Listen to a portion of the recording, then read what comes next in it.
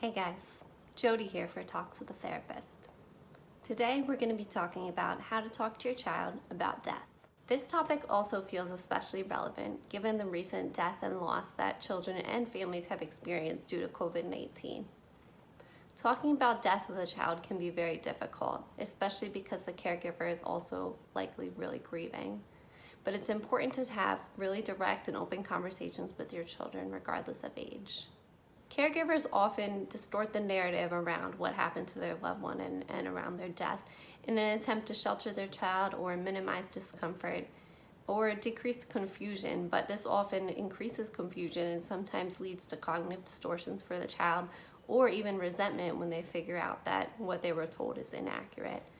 It's much healthier to just have direct conversations about what happened and support your children around the truth. If the loved one dies from natural causes or illness, language could include, "Mommy's body stopped working." Usually when we get sick, our bodies get better. But the doctors couldn't help Mommy's body get better and her body stopped working. Then she died. You also want to use concrete language like, "Dying means that Mommy can't see or hear or feel or be with us anymore, and that's really hard and sad. I'm so glad that you got to have so many memories with Mommy, and I wish that we had been able to have more.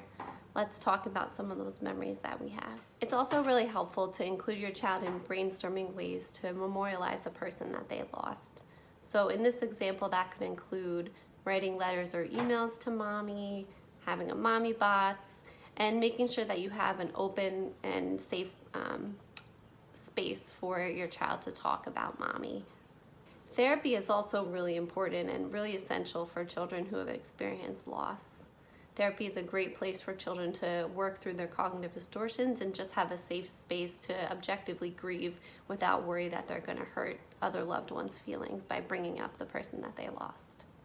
There's also a lot of really great books and other resources for children around death.